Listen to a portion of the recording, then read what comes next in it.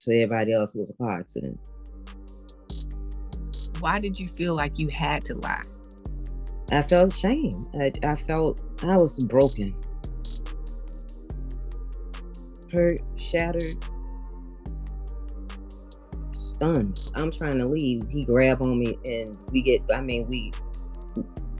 it was a terrible fight. So you talking about like Ike and Tina type rumble? Yeah, it was bad. I went back to school. My face was knotted up. This cut here is still on my ear. My lip was split. I told people I was in a car accident. I went back to school. That blood, my bra was soaked with blood. Only thing I ask is you treat me nice and you talk to me nice. Respect me. That's free. And if I got to beg for the things that's free, I don't need it. And we're okay, because there's somebody for everybody in this world, right? Yeah, he lived with his parents at the time, right?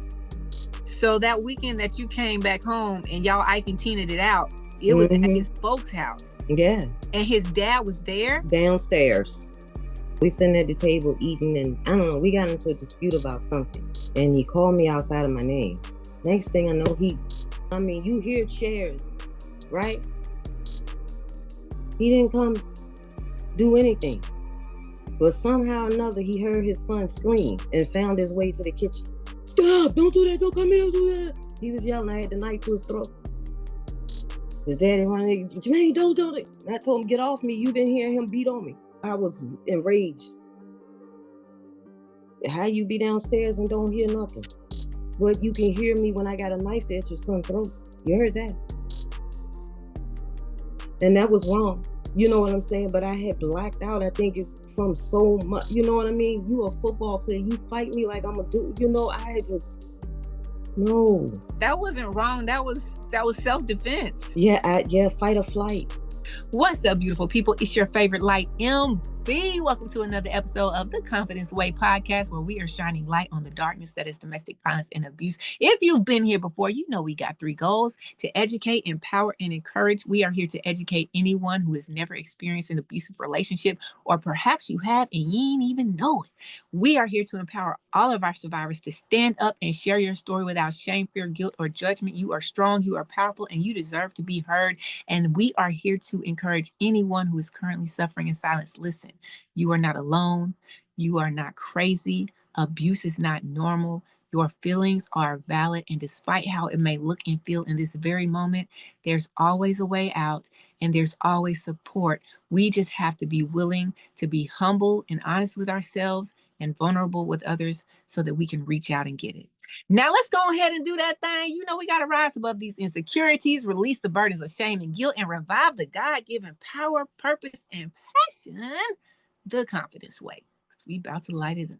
Y'all, welcome to another show. You know what it is. We got the amazing Germaine in the building. Hello. How you doing, sis? How you doing? I'm doing fine. I'm not going to complain. Hey. It ain't going to do nothing for you anyway. Yeah, that's right. Keep on moving. Don't stop. No. Yes. Oh my gosh, y'all. This is going to be a fun show. This is going to be a fun episode. This is why I call myself, like I dubbed this name for myself this year, and I call myself Silliest because I'm really, really silly. I have a really, really serious, silly spirit. But I also know that there are moments when I got to be serious, and these are serious conversations. But in a previous episode, I touched on that with the audience, saying that even though these are really serious conversations that we're having, and we're doing it to educate, empower, and encourage other people, it's also proof that there is joy on the other side. Yeah, absolutely. And when you're in the midst of these situations and relationships, it's hard to even imagine that there is another side. It's hard to imagine that you can get out of it. And then if you do get out of it, you're like hit with a brick wall of fear, like, oh my gosh, what I'm going to do. Everything is now changed and I don't know how to navigate, function, or do anything in this space. What is it going to look like? We're just here, me and Germaine here. We about to have a real good conversation. Yeah, we get ready to get into it. Fight. And also let y'all know that there is joy on the other side. That's right. The best life for you is on the other side. That's right. And we just hope that our conversation today helps get there. That's right. Man, sis. Yes. So we about to talk some talk. Yes, indeed. We about to talk some talk. So I got to ask you first. Yes. How many abusive relationships or situations have you been in? One physical, one verbal. Okay. And which one came first? Physical and verbal. It was all, well, yeah. Okay. So tell us a little bit about that. How old were you when you first got involved in that relationship? I was 16. Was this your first? Yeah. First serious relationship, man. So well, you know, you know what I mean. Yeah. As serious as it could be at that age. The first, hey, we boyfriend, girlfriend. Yes. Yes. Head over heels. Yes, I was head over heels. I was always very mature for my age.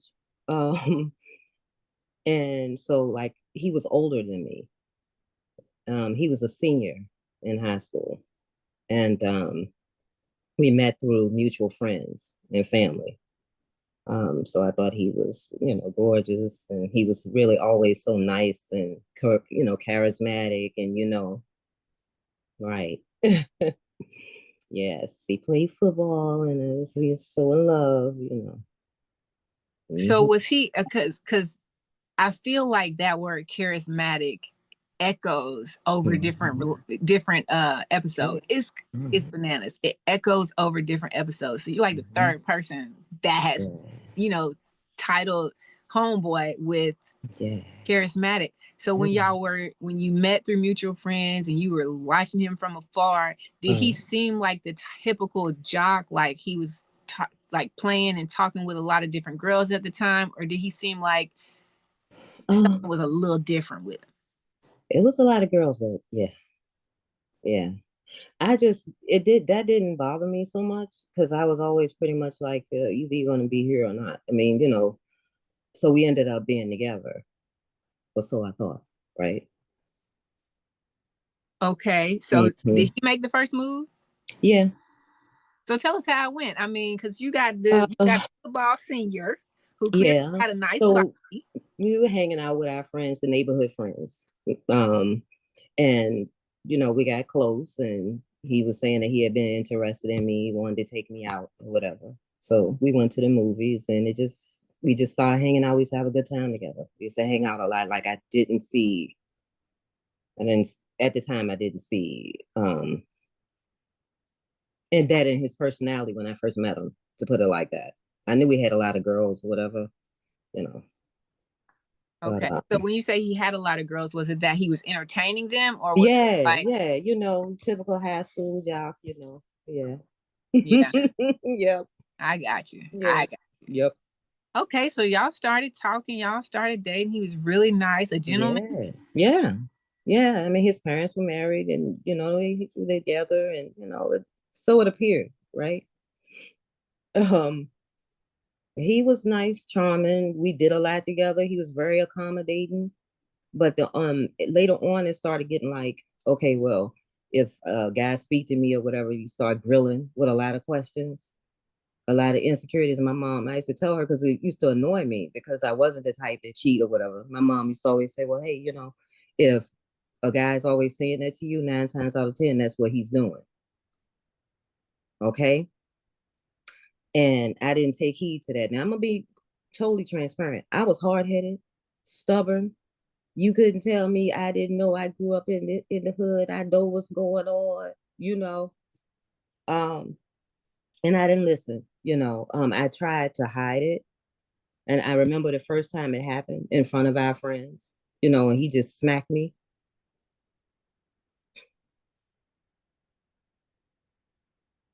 Okay, we gotta pause. We can't I can't even rush us into this just yet. I know, right? I'm just gone, right? No. You doing what you're supposed to do. You doing your job. You shut up to play, and you playing the game. I have to find out though.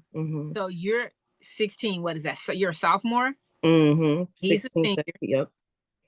So y'all start talking. How long had y'all been in a relationship before that incident happened? That incident happened, okay, I want to say we were together about 6 months maybe into the relationship. Yeah, 6 months. And it would go from periods of, I mean, it's like he had high, low, lows, a specific trigger. I could tell you. Only thing I can say is if someone going right in his life didn't have a job, because mind you, he graduated before I did, right? So he didn't go to college or anything. So he had to get a job, right? It was wild. I'm gonna let you go ahead and just you got this because No, you I would got have it. us I'm all. following you. I would have No, us I'm all. following your lead, sis. Okay. Okay, so Mm-hmm. he graduated high school. Y'all are still together. Mm-hmm. Yeah, he graduated high school. We were together when I graduated. Um, and then after that, I went away to college. And he stayed home and worked, right? He got even more possessive then because of course I'm away at school around different guys, whatever. Every time I look up, he was turning that highway up. If that weren't the case, ringing my room phone off the hook. Better believe on Friday, he gonna have that little Nova parked in front of Twin Towers to pick me up and bring me back every Sunday. My freshman year, I didn't have a college life. Okay. Yeah. Okay. So before we get to college. Okay. See, I told you. Nope, you doing what you supposed. You doing your job. I told you. You do your job. I'm gonna do my job. We gonna be all right. Yeah. We gonna be all right. Hey, it was in my head. It was in my head. Lyrics all day long. Yes. Oh my goodness. All day long. They not like I'm us. gonna keep it low key this time. They not like us, M. They not like us. They ain't. Okay, so but 6 months in, was he still in high school when the first incident happened, or Before he graduated? Yeah. It was before he graduated. At a cookout. It was at a cookout. I remember we were standing beside the truck and he was like, he was ready to go. I said, well, I'm not ready to go because, my mom and everybody was out there before I knew it.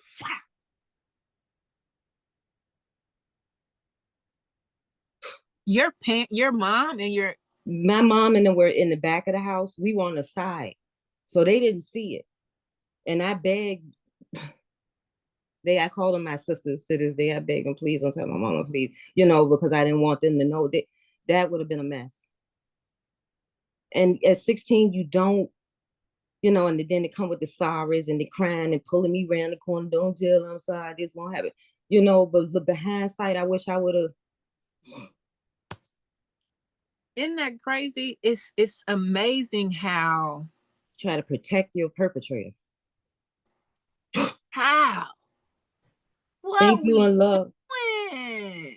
It's the heart, girl. That big old heart. When you have let me tell you, they pick their victims. They know when they have an authentic, genuine, caring soul, and sometimes they will pick their victims. That part right there. Yeah. That part right there, because it's bananas and people don't understand. Like for me, a lot of the decisions I made came from insecurities. Okay. But I also think that a lot of decisions that people who have been abused, especially after that very first incident, you don't want, for whatever reason, we put the burden on ourselves to say, I don't want to be the reason that you get in trouble. Yeah. Plus, we believe the sorries and the fake tears. Oh, they crying, they buying the gifts and the flowers. I got pictures, child. And I look back on the pictures, I like, look at that girl, wasn't happy. That girl was crying on the inside. I talked to one of my girlfriends, like all my friends I've had since I was little, I still have. And I was talking to her because we used to work together. And she remembers when he used to I used to work at Ames department store. And she remembered him coming up there, standing in front of that register, staring at me, stalking me. Were y'all dating at the time? No, I was trying to get away from him. We got into a fight in the parking lot at my job, me, him, and my mom. It was, After you had left the relationship. Yep. And it won't that easy. We're gonna back up a little bit. So we're gonna go back to college, right? So we was talking about that. Well, we can't even get to we college. can't even get there. We can't even get there yet because you had the first incident 6 months into the relationship. Yeah. He didn't want you to tell. He reeled you back in with the sorries. How soon after that did the next time happen? I can't really say. I mean, it's been so long ago. It just seemed like it was just too often. I mean, you know what I mean? The whole back and forth, and then looking at the family dynamics. Something went on there. With his folks? It had to. But he never said anything about being abused or having any kind of trauma from his childhood? He never told me that. How are you feeling after he apologized and you said, okay, and you had enough heart to feel like you could try to give him an opportunity to regain your trust? How are you feeling? Were you always feeling like there was a shadow lurking over you, or what was it like? Very confused. Because again, you got your heart and your mind, and you know this. You know that's not right. You're not. You know what I mean? Supposed to, treat you or talk to you, in that way. But you, again, you fell in love with this person, right? So you wanting to believe, because you still kind of got on your rose glasses at that age. You don't really understand that without proper treatment and help, that ain't gonna change. What did your friend say? Oh boy. My best friend, well, she's no longer with us. She couldn't stand him. She could not stand him. I couldn't even go to her house in peace. He would pull up over there. Because he knew she didn't like him. Yep. Alienating control. He wanted to make sure that she wasn't saying anything. No influence. Any ideas in your mind. That's what they used do. To get mad. Anytime you come around here, he come. What you do that, boy? No. He just ain't right. I'm sorry. That's it. It is. Dude, that's what they do. They control. Find if you have a secure space. Before I get into that, before I even get into where I'm going with that, did he have friends? Like, did he have people that he called friends? Yes, and they act like they were scared of him. No, save nothing. They act like the blind mice. Heard nothing, saw nothing, spoke nothing. Yeah. Okay. I was just curious. Yeah. Because he was a known fighter. You just didn't think it was going to come your way. No. I'm naive, rose-colored glasses. I mean, I've seen things growing up, of course. But for me, that was my first relationship. Real, adult, young teen adult relationship that I like that. So you stay with him. You stay with him another 2.5 years. I stayed with him for a while, off and on, back and forth.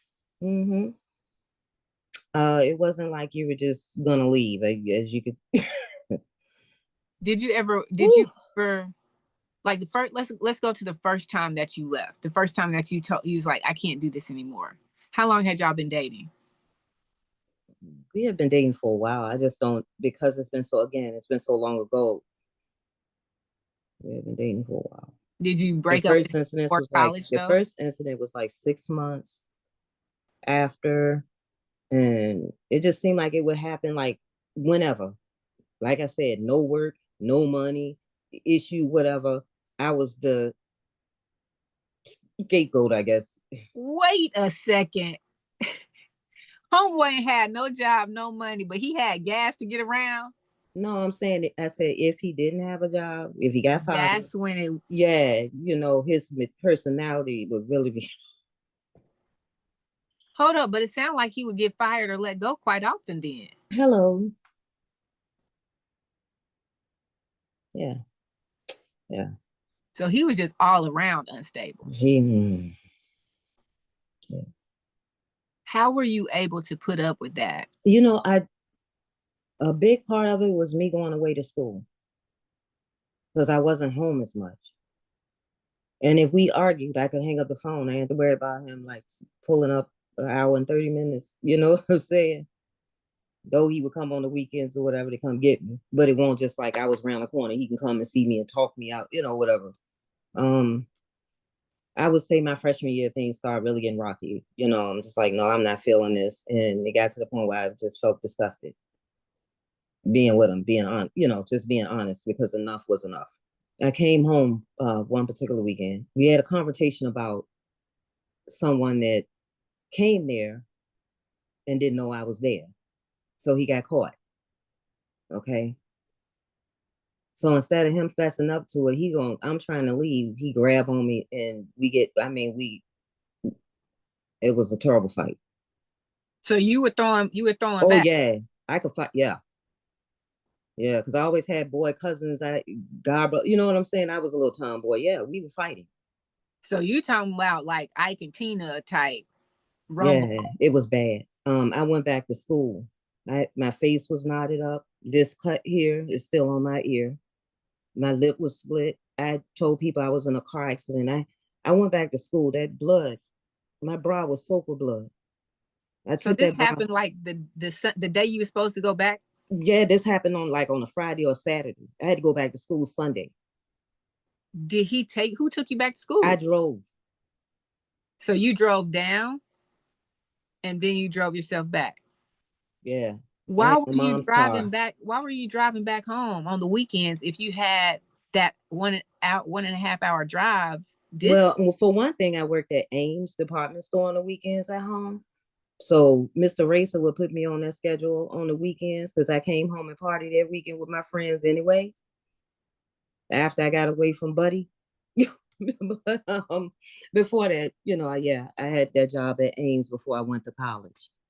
And they kept me on the payroll. So I came home, went to work every weekend, went back on Sunday. But this particular weekend was different. And I will say I was in shock, and to have to lie about what happened to me. The only person that really knew was like my roommate Dawn, one of my roommates. She probably told Sherry anyway. I don't know, but I told her because her and I was close, But to everybody else, it was a car accident. Why did you feel like you had to lie? I felt shame. I felt I was broken, hurt, shattered, stunned.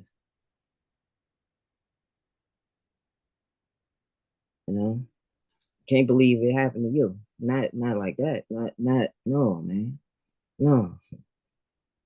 So up No, until now I'm looking at the physical. You understand what I'm saying? Like we done been in some blows, a little bruise, a little bit, because I ain't gonna let nobody,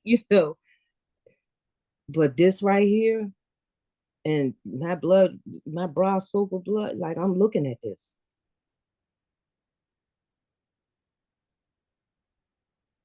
up until this incident, that was the worst That incident was the worst. Yeah. with homeboy.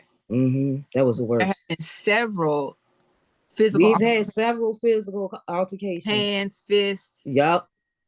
Yep. Wow. Yep. Yep. Now, Always accusing me I ain't did nothing, went nowhere. But come to find out we know why. yeah, I learned that I learned that a long time ago. I picked up on it. I said, I see. My first boyfriend would accuse me of stuff. I'm like, I ain't doing Yeah, man. Then I was like, oh, you up Yeah, man. around. Yeah, man.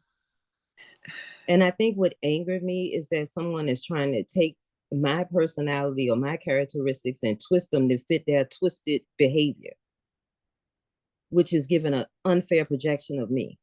Right. That Because they want to justify their actions so that they like it ain't nothing to them. Yeah. Or belittle their actions and make you think, well, it wasn't that bad or it could have been worse. Yeah. and different types of threats like that. Yeah. Man.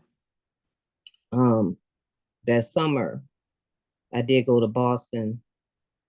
That school year, I didn't work at that summer. I didn't work at Ames. I went to Boston with my dad, and through there, he would keep calling me, and this, that, and the other. So when I came back to Richmond, he wanted to see me. No, let me let you go because I'm getting ready to go to what changed things around, and I don't want to go too far. Okay. So before we leave college, or before we get to that summer, were you experiencing anything in your personal life growing up where domestic violence or any kind of abuse, physical or what have you, was prevalent? I did witness domestic violence. Who was it? It was a family member, and I witnessed them get stabbed. So I was like 4 or 5. By their significant other? Mm-hmm. And you were 4? About 4 or 5 years old. And you remember it? Yeah, I remember that.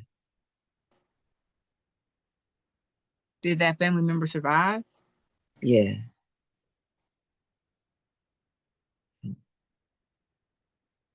And that was the only incident that you've ever seen? No, I've seen them go at it before, but that was the worst. Do you think that that exposure sets you up to be more lenient or towards that more type of accepting behavior? of what you've been into, what you got into? I think that you thought it was familiar.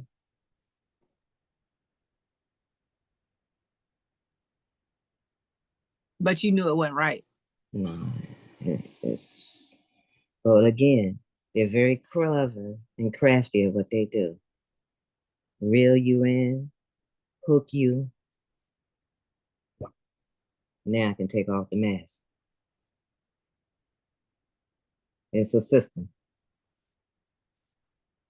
It sure is. Yeah. It sure is.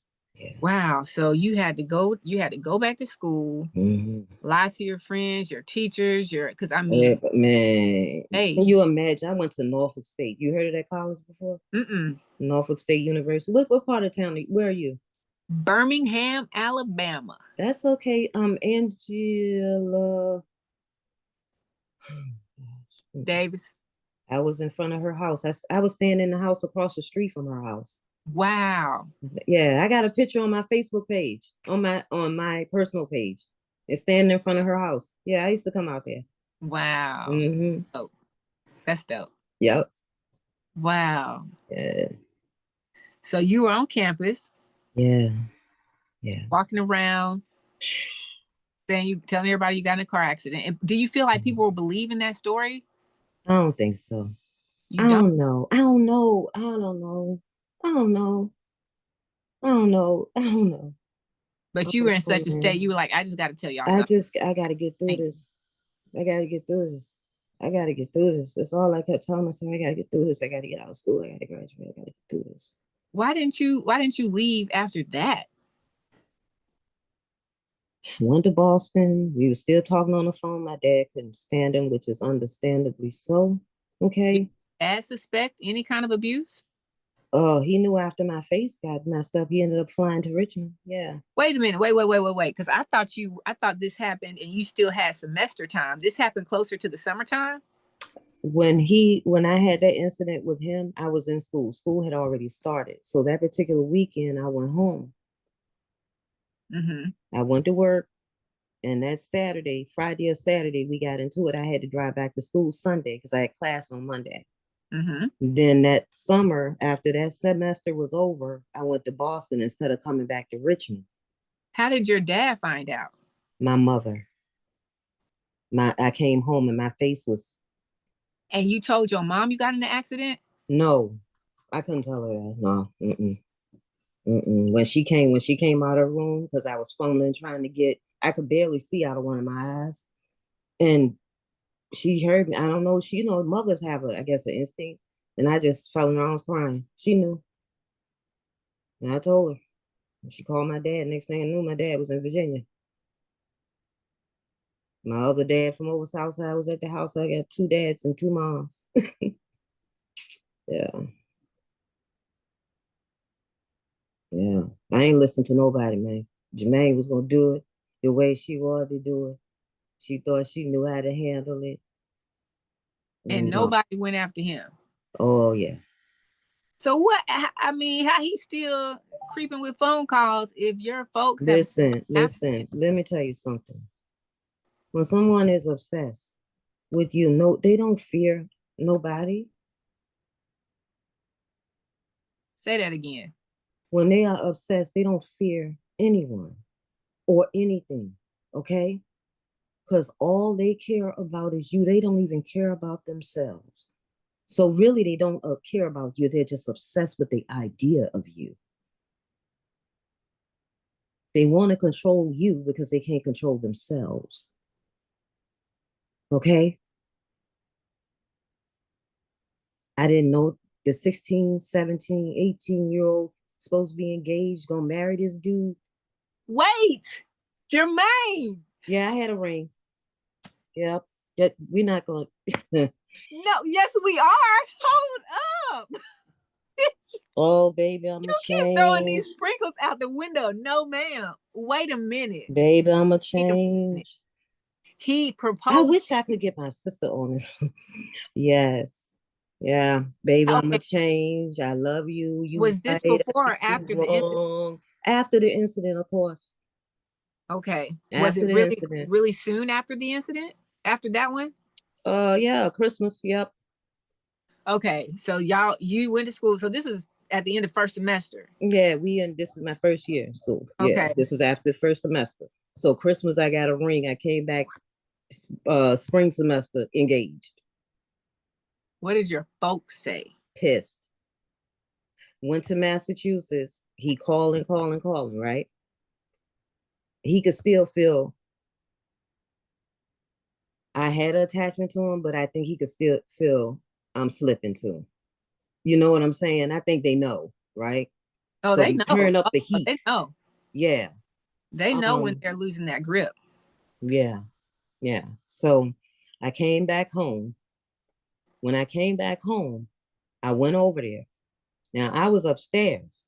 So when Why did you go over there? I'm engaged, Still trying to be loyal to the food. Oh my God, Okay. girl. I'm Okay. telling you, listen. Hey, So, no judgment around here because well, no, I trust mean, me, trust and believe. I mean, listen, honey, I was 16, 17, 18. Listen, my life is an open book. It is what it is, baby. Right. So I go over there, right? I'm upstairs. Now his mom had been drinking, I guess, and she had been out. She came in the house and she was laying into him. She didn't know I was upstairs. Nothing for her to say is, and I don't know what Germaine's seeing because you ain't.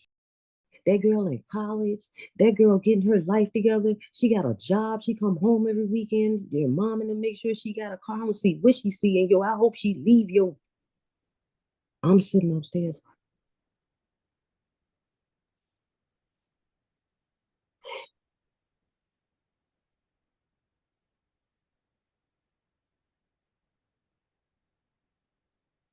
Kicked in. Somebody mom say that about their kid, and you already been evidence of. Did his mom know that he was abusing you? I think they all knew, Okay. especially the dad, because he was there when that stuff was going on. Wait a minute.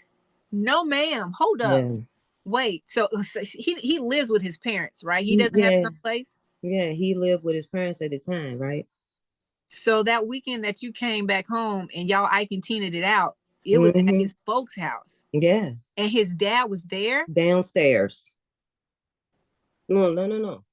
Yeah, that's the child. So listen, I heard the mama saying all of this. Okay, so I talked to my mom about it, whatever. I said, Mom, I gotta get away from him. But she's like, Germaine. Okay, and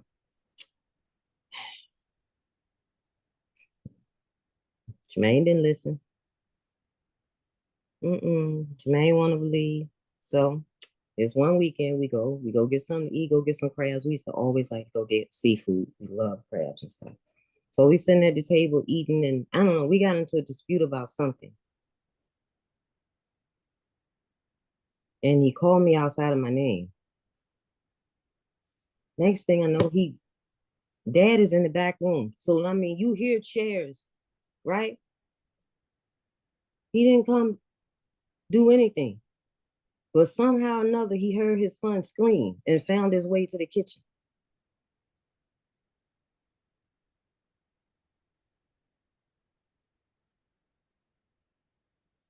And that was it. That was it. That was it. I had to walk away. What did homeboy say that caused his dad to come in the kitchen? Stop! Don't do that! Don't come in! Don't do that! He was yelling. I had the knife to his throat. His daddy running. Germaine, don't! He grabbed me. I got my keys. I got up out of there. I ain't go back. Then I had to deal with the harassment and the stalking. After that.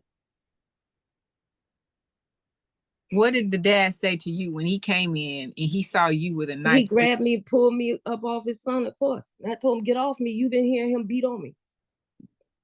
Got my keys and stuff. Yeah. I don't know. I was enraged. So you leave.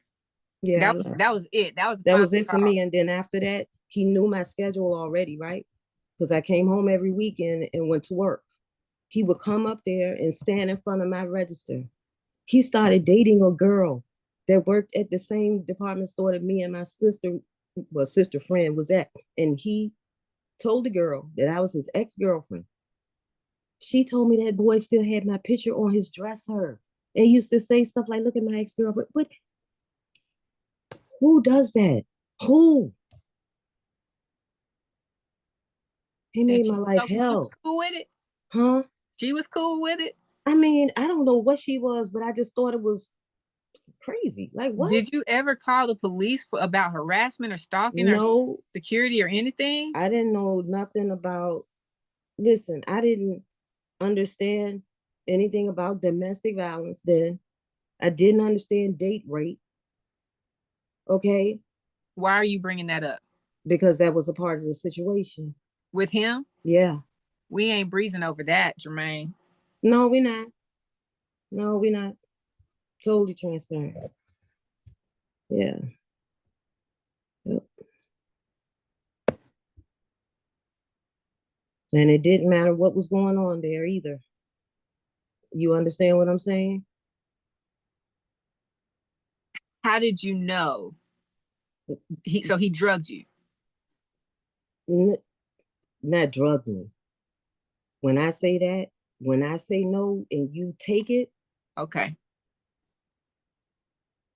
And you say he didn't care so other people, it didn't. Was he on drugs? Come to find out, yeah. After the fact. After the fact. Do you know when I tell you I found out years after the fact? Because you can't be that belligerent and not be on something. No. Multiple times. Hell. So other people can see or they can just hear what's happening? Well, like I said, how you be downstairs and don't hear nothing?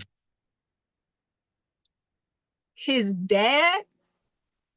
How you gonna be downstairs and don't hear nothing? But you can hear me when I got a knife at your son's throat. You heard that? And that was wrong. You know what I'm saying? But I had blacked out. I think it's from so much. You know what I mean? You a football player. You fight me like I'm a dude. You know, I had just no. That wasn't wrong. That was self-defense. Yeah, fight or flight. You don't. Let me tell you something I learned from that experience. Anybody that mess with my nervous system, if you mess with my nervous system, I gotta go. That means if you gotta talk to me harshly, because I want to know where all that negative energy behind all that's coming from. That's a deeper issue. We need to talk about that. And if you treat me poorly, it makes you very hypersensitive. You see things that people don't think you see, like the flipping of the eyes and the rolling up in the head. And, yeah, we catch all that. We just don't speak on it.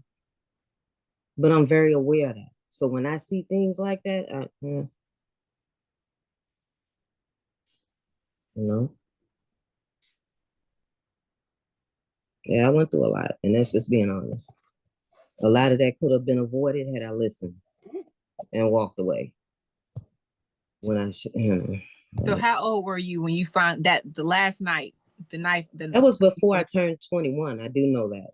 Okay, so 4 years though. 4 years. Yeah, man. Wow, and that's 4 young years. Young years. I Was feel gonna like be that's married. different. Everything. But he was 20, 22 at Yeah, because 20, he was older than me. right? Like he was graduating from high school. So 16, he was 18. Yeah, 2 years older. Now in between, okay, this is a lot, and it's a lot of bad. But you did say, y'all like to go out and get crab legs and eat dinner and stuff. So in between these severe situations, you still had good moments? Oh, yeah. Yeah. I mean, when they were good, they were great. And that's where the find it hard to strike the balance. Did he act like in those moments or anytime after an incident had occurred, did he act like nothing really happened, or did he acknowledge every time, yeah, I did this, I'll do it again, or apologetic? Like what was his interpretation of what he was instigating? I can't really say. But to me, it seemed like, yeah, I'm sorry, boo hoo hoo, cry, cry, cry, buy you this, take you there, do that, and yeah, we back to normal. So that was always his MO after any time it got physical. Pretty much. Wow. So he never bragged about how he treated you or disrespected you or hurt you? Not to me. Wow. So you leave, fast forward, you about to turn 21, you leave, now he's showing up at the job, stalking you. Like, how long does the stalking phase go? It went for a while. Like a year? Well, again, I worked on the weekends. It just seemed like it went on for a while. That's been many years ago. I just know it went on for a while, to the point my friends even remember they worked there with me to this day. How did it stop? Did he just one day up and just stop? Mm-hmm. Yeah. And at the time that he stopped, was he still dating your coworker? I don't know. I didn't even care. After she told me that, I didn't want to hear no more. I don't care. Because that's how I felt. By then, I'm over it. Yeah. You can have them problems. You got it. Congratulations, sis. So you stayed at school, got your degree, Yeah, I did. graduate. Yeah. Do you move back home? Went to Boston again, came back home. Yeah. I had my son when I was like 27. Went to grad school with him. I got my series, my limited stockbroker's license with him, a life and health, state of Virginia. I just kept throwing myself into bettering myself. Along that time frame though, when my son turned about 3 or 4 years old, and then he had behavioral issues and stuff, and it was some things that I had not yet unpacked totally, and I know that I was going to be raising a male on my own. I went and got counseling because didn't want my son to have those unhealthy traits, um, toxic traits. I'm not perfect, but a work in progress. But I was cognizant enough to know that we gonna have to coexist. You got a kid that has mental health challenges, and then you got your own trauma, you know. And at the time, didn't think about any. We didn't know anything about CTE, taking blows to the head, and things like that, right? So it was a lot. Are you saying that because you think you got a concussion from homeboy? Well, I blacked out. I told you I had knots on my head. My ear More than was one cut. occasion? Huh? On more than one occasion? That Or occasion. just that one occasion? Yeah, that occasion. That was the. So you blacked out. Do you have any idea how long it took you to come back? I don't know. But when you did come back, you just got in your car and went back to school. When I did, okay, when you went home, I had to go home. Friday. Yeah, you blacked out. You came back too, and then you went home to your mom. Yeah.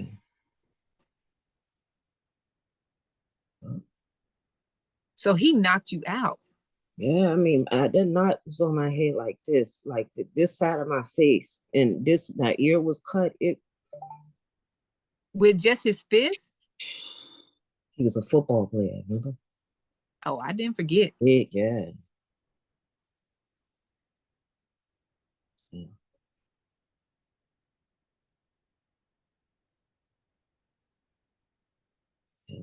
So you're 27, 28. And I had my son. Got your son. Mm-hmm. Now you're 32-ish because he's 4 or 5. You start counseling. Yeah.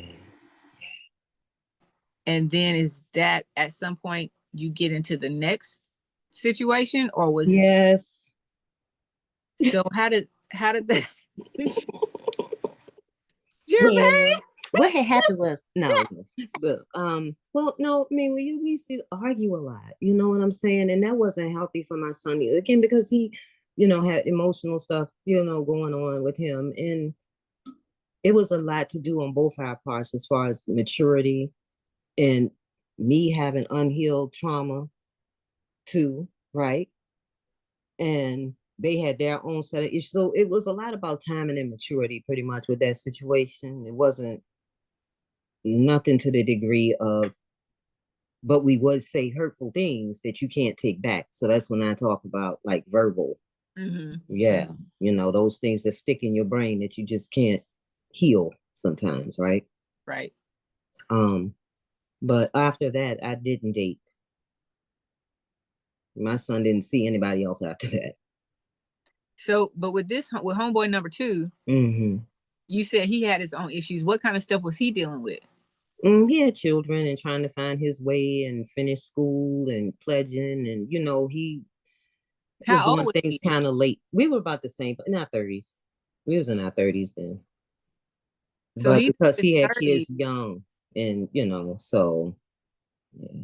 He's in his 30s, going back to school. And then he trying to pledge with freshmen and sophomores. He ain't go grad. Well, I guess he couldn't go grad chapter. Yeah, because he was, But hey, I mean, he just. So you felt like he was his issues weren't necessarily trauma related, but more so missing out on his youth. I think it was just maturity. I wouldn't say he was a bad person at all because I know he loved me. I do. Just the way it was communicated sometimes could have been off on both of our parts, right? And after coming out of that situation and self-reflecting, yeah. How long were y'all together? Probably about 4 years, 3-4 years. Were y'all living together? No. He was just over so much that he was around your kid. Yep. My son has only seen 2 people in his whole lifetime that I've dated, and he's 27 himself now. So are you with the other person that he saw? Okay. No. So after homeboy number 2, and that was just strictly verbal. There was no control. There was no jealousy. Yes. I was working with a guy. He was jealous. Yes. But we didn't have that physical. Okay. But we got to unpack this though, because there's a lot of people that feel like just because the physical isn't there, it's not abuse. Oh, no. I'm not saying that at all. That's why I was saying both of us, saying things that you can't take back. And that's leaving mental scars and emotional scars, right? And I said that was due to like immaturity and unhealed trauma. And there may have been things that he may have gone through that I don't know anything about. It could have been things that he was going through that I didn't know about. Some things yes, and some things no, right? But for the most part, he was a good person. We didn't handle confrontation well, and the communication was lacking. The maturity was lacking. The empathy was lacking. You know. I got you. Yeah. So there was just one male coworker out of however many people you worked with. He just didn't like him. I'm sorry. Oh well, it was an email. You know, I don't know. Is it me? No, let me stop. Oh Lord. Is it me? Wait a minute, girl. Hey, everybody be like that about me. God damn. I need to look into that.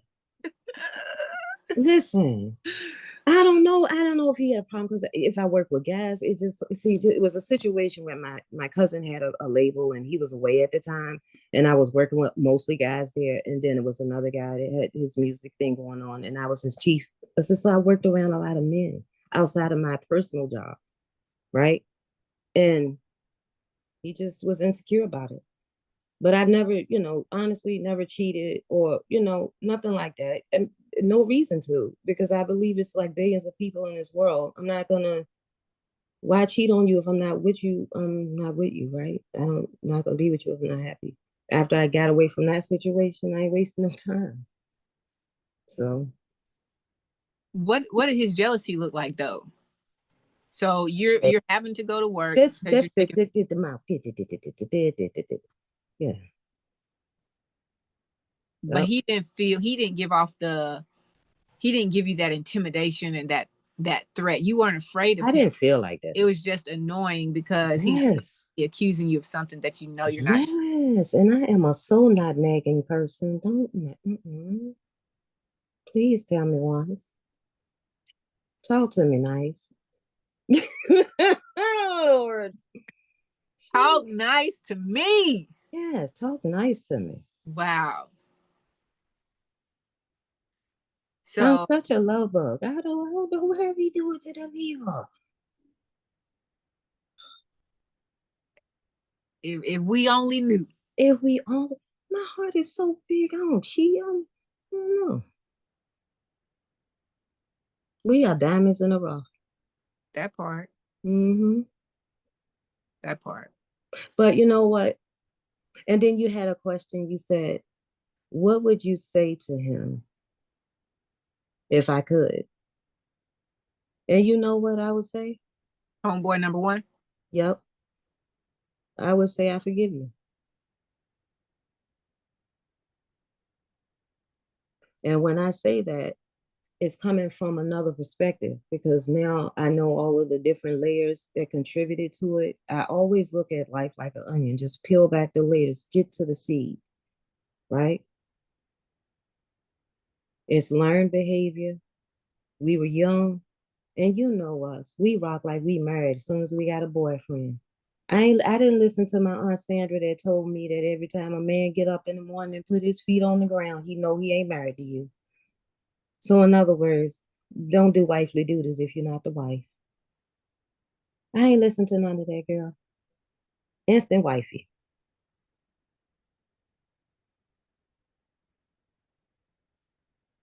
My mom told me once, she said, don't do anything in the dating phase that you don't expect to keep doing. And that Just don't do it. If you're not gonna keep doing maintain it. Yeah. don't start. Right. But people gotta realize, right? It takes two. And clear communication. No hidden agendas. No ulterior motives. No sneaky links. No back pages. I mean, these are things that as adults, when you get a certain age, you just don't have no time for. Right? And you want to be treated well. No woman wants to always be in their masculine energy. We're not designed for that.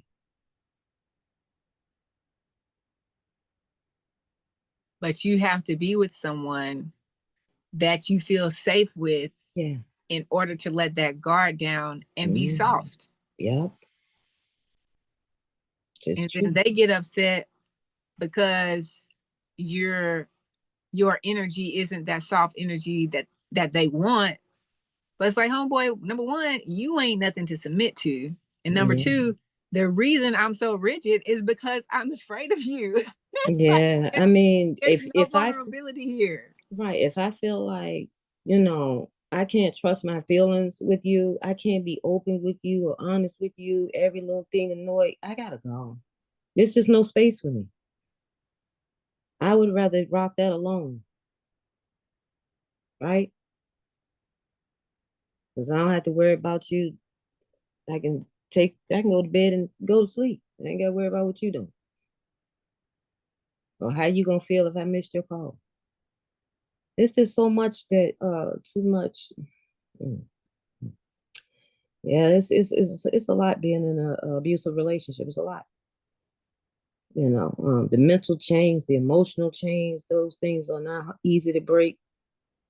The habits, you're gonna mourn the relationship, and you should allow yourself to go through each and every stage of that, so you don't poison somebody else, or allow someone else to continue to poison you. Yeah. So after homeboy number 2, you went on another healing journey. Were you still in counseling? Yeah. Yeah, my son was too. Yeah. Okay. Mm-hmm. So what was that like? Like, how do you feel your healing has been after those relationships? I think it's fine. I'm happy because I'm happy, right? So I can't control nobody else, right? Only thing I ask is that you treat me nice and you talk to me nice, respect me. That's free. And if I gotta beg for the things that's free, I don't need it. And we're okay, because there's somebody for everybody in this world, right? And what's for me it's not gonna miss me, right? That's the way I look at it. That's an awesome perspective, and it's a lot of people that need to hear that, because we get so caught up in the moment that you miss that you let this one moment block you from billions of moments that could happen. Yeah. Because you're so caught up in that one moment. So my last question for you is about confidence. Yeah. How would you define confidence, and how does confidence feel to you? Confidence to me feels freedom, like freedom. It feels like happiness. It feels like fresh air, because I can be me unapologetically, right? What I eat don't make nobody else, right? I'm okay in my lane. I'm cool with that. That's what confidence look like to me. Walk to the beat of your own drum. No matter what the masses going that way, I'm going that way. Right. I love that. I love that. She said, what I eat, you can't. Right. Y'all don't know nothing about that. Yeah. That's that old talk. You don't know nothing about that. That part. It might, like my pastor used to say, that one might hit you at the stop sign. Yeah, get that one on your way home. Oh my gosh, my sis Germaine. Yeah, wow. Girl. Yeah, I've been through some stuff. Yeah, man. I don't want to see nobody else go through that. It breaks my heart every time I see someone with somebody's young daughter have lost their life, to people. And the main thing is communication. It's problem resolution. It's emotional intelligence, which are things that they taught us in school and at home that they don't teach in school and very seldom at home. And somebody got to, this train wreck, we got to come together and stop this, because there's too many of our young ladies losing their life prematurely before they even really know what love is. I know, I've been there. Thought I knew, and it could have turned out bad for me too. It was bad enough, but it could have been worse, right? I'm telling you, these young people, listen to your parents. Tell somebody. If he start talking to you mean, Take that as that's a no. Pay attention. Pay attention how he talking to his mama, his sister, his auntie. Pay attention. Listen to what he's saying, how he's saying it, tone of voice, body language. Is he throwing his eyes up in his head? Is he? Pay attention to all that because it matters. Slow down.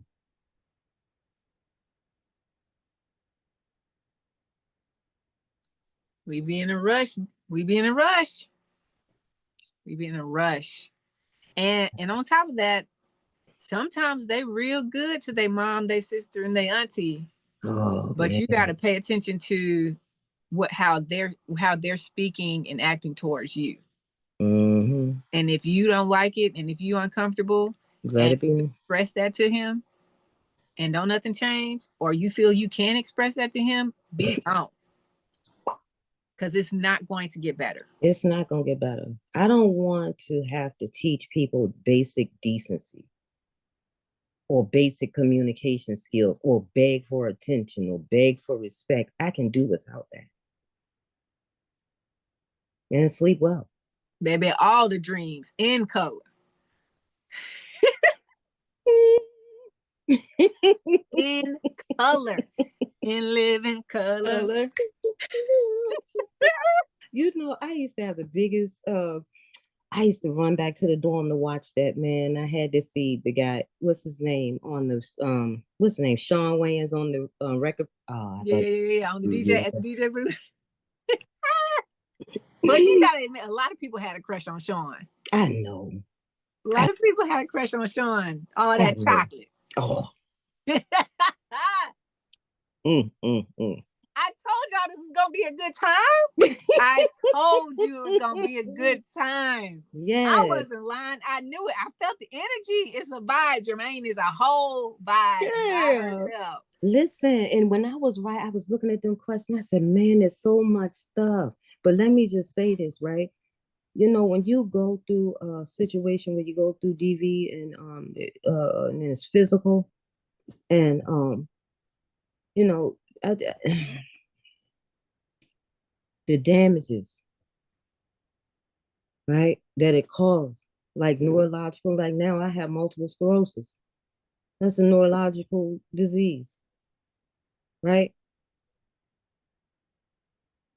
The memory, the moods, and all of that. And I'm looking at CTE, and I'm like, oh. Have you been diagnosed with that? CTE, they normally can't see that until after you die. That's right. That's right. But they have some study. They have a study where a woman, they was looking at a brain or something like that of a woman. Let me see. And they saw some significance to CTE in her brain in the study that they were doing. I'm trying to see. Let's see. Trying to see if I can find it. And while you're looking that up, explain to people who might not know what CT is. People don't know that right now we're talking about the side effects or the aftermath of concussions or multiple concussions. Yeah, multiple concussions. What is that, and how does it affect the brain? Well, it's what is it called? It's like it let me get it together. I'm trying to look it up because I can't never get the word. Okay, so it's chronic traumatic what is it? Encephalopathy. So that's what CTE stands for. And they're saying that it could be like battered and brain injured, like when you're taking consistent blows to your head. It can cause mood swings, memory loss, speech impediments, neurological conditions. They're saying that it can contribute to that. And they're saying that it can give like long-term physical consequences, is basically what it's saying. But they can only recognize it from victims who have repeated head trauma. Like I said, we used to, but they can only detect it after you die when they do a study on your brain. Yeah, so they're doing studies on that right now.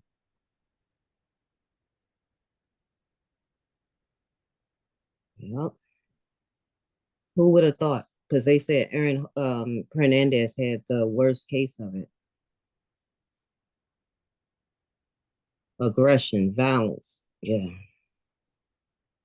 And I remember them, like, I remember when that was really, really coming out, and then they did the whole movie and everything about it, and certain NFL players who they highlighted that had passed, and they, like you said, studied their brain afterwards to see that they did have that condition.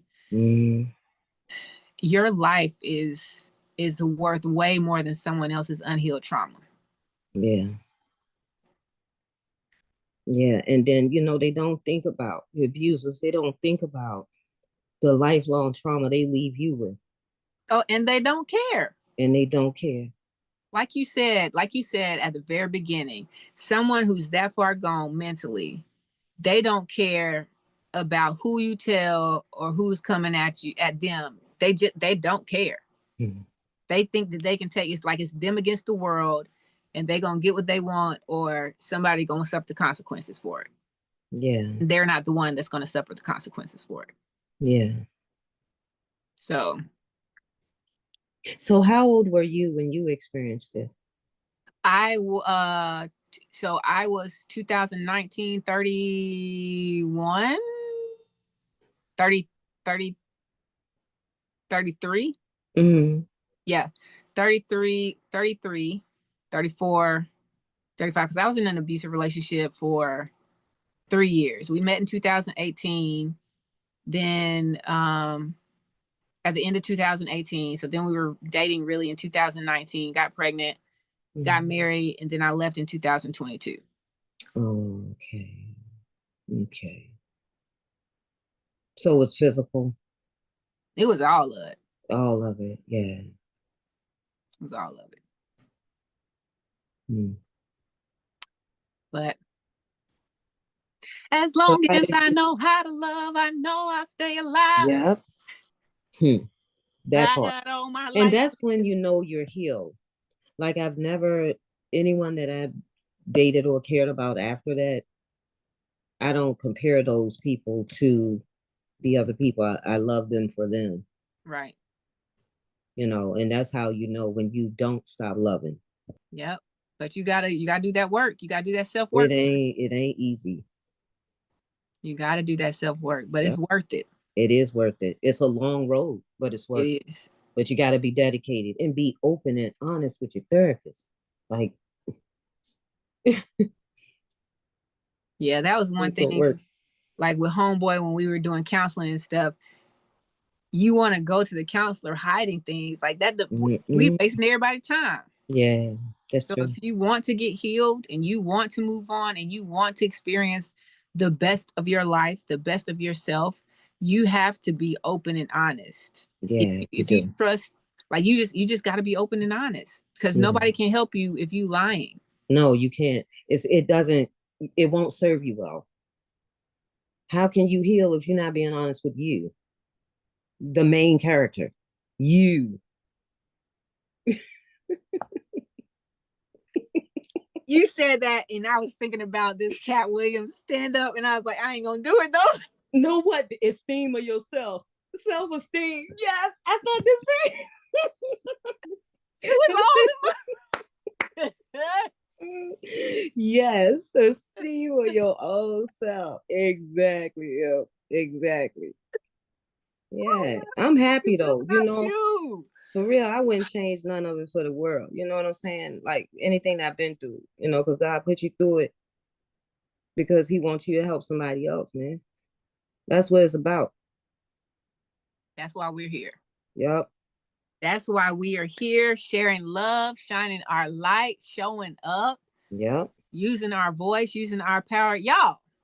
Yeah. First of all, Germaine, thank you so much. Oh, you want to thank you. Time out for giving us the opportunity to come meet you, to learn from you, to be in your space, to experience your energy. It is truly an honor. It's an honor for me to be here with you too, Miss M. Thank you. Honor and a privilege. But y'all know what it is.